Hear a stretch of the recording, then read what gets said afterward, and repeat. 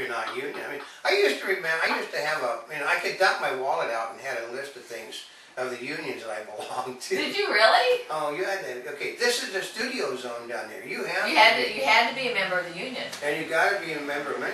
I mean, did independent films really exist then? Out of the studio zone, and independent films also existed in as much as fact that they were guerrilla productions.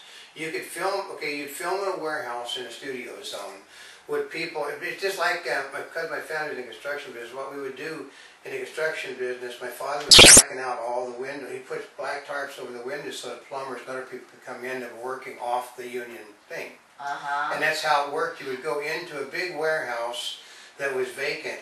You would, if you go look closely at movies in the 50s, the 60s, and early 70s, you'll see an awful lot of things done in what looks, empty warehouses. But I thought they were just replicating the studio. No, they needed an area that they could work in that nobody could see what they were doing. No, I mean they still do it. No, we went to the beach. You know, we couldn't work because the cruddy weather was so bad. But we saw, photographers getting ready to shoot a nude photo segment. Oh yeah, because part of it is well, the city of LA has been broke. Yeah. For a while. They're actually the state of California too. And we know because people are, well, they want you to do film permitting. Yeah, there are lots of film permits for everything you can think of. And the people that the low budget independents can't do the film permits because they have too many rules and other stuff. And they block you. And for example, like over in my neighborhood, when they want to do filming here, they send out a notice. Yeah. And it tells you, we're going to do filming in this area on this day. So they have to pick that all out ahead of time. Yeah, and we gotta have a police permit, you got a fire permit, but security. But we saw. And you don't know what the weather's going to be like because, unlike past years, it is not always sunny in Southern California. Yeah, but at the same time, we saw the two photographers, two females. This was out on the beach where they were getting ready to do completely take off the outfit and take pictures, and then they had a guy standing behind them that was watching everything that was going on, so he could tell them if the police were coming, so they could split. But at that very date, they picked up 12 people for filming on the beach without film permits. Yep. And there were different groups. It wasn't all one group. No, it wasn't all one group because you can't film over. There are all kinds of places you can't film anymore. You can't film at Venice Canal anymore because you can't film on the beaches. A lot of times they do it discreetly.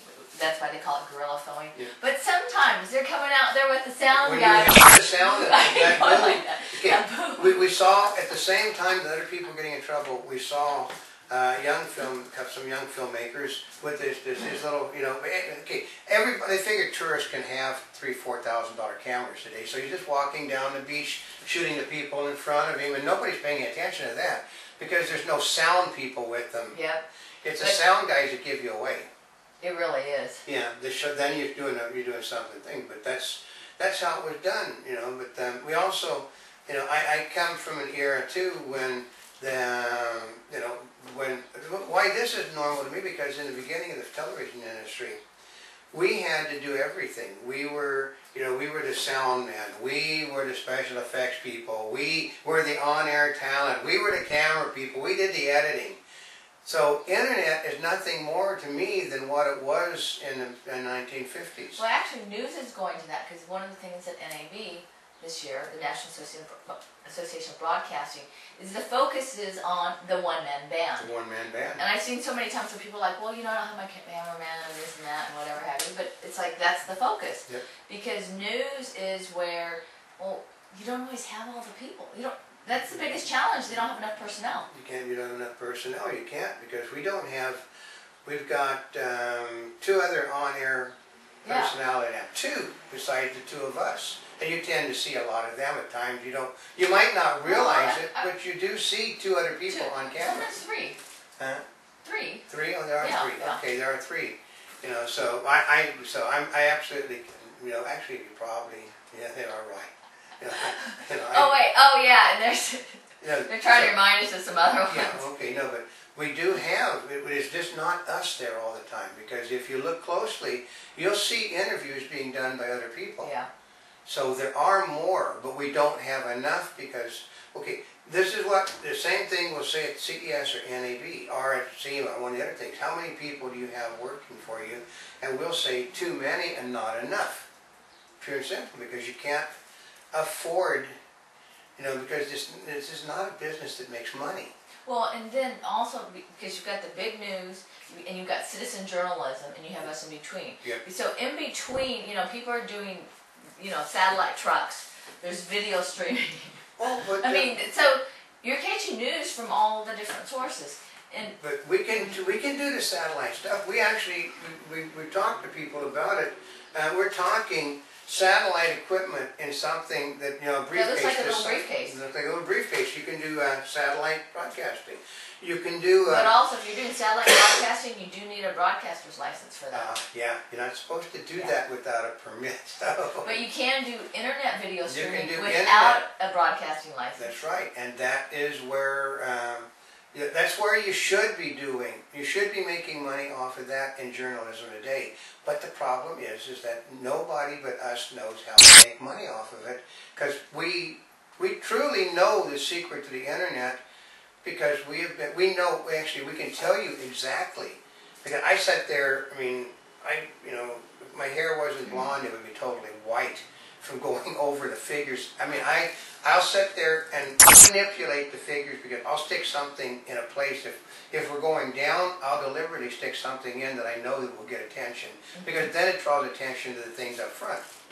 But we know what the internet is. The internet's a library, folks. No matter what you want to think, it is a library. It's a huge reference library. It is the biggest library in the history of the world. It makes the Library of Alexandria pale in comparison to it. It makes the Library of Congress small compared to the internet. And it's all available at your fingertips. 24 hours a day at no cost to you. And that's the cool part about it. That's right.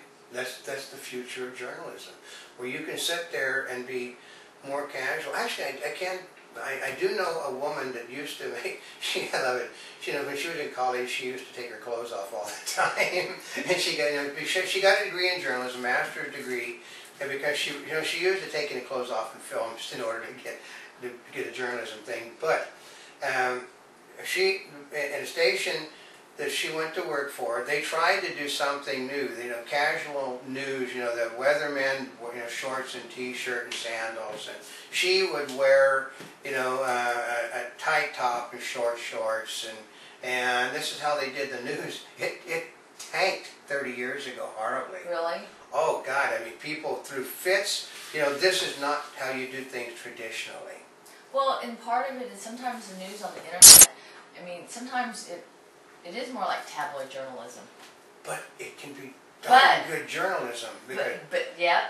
We get things, okay, we are able to get out on the air faster than the networks and the local TV stations because of the internet. Yep. And then they'll grab stuff from us. I mean, for instance, we had the Michael Jackson stuff out from TMZ before the networks and the newspapers all had it out, because we picked it up. But we had the thing on Google taking over YouTube out before anybody else had it, because boy, that sounds like ancient news.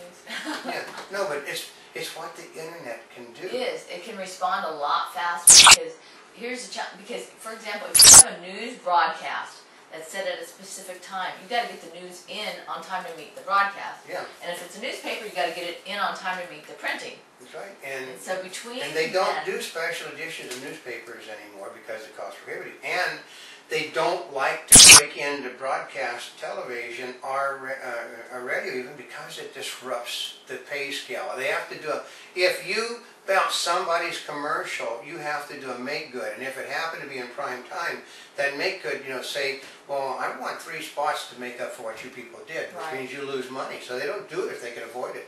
Because that's what, like on the local news, you're used to having a specific format when you're watching the local news where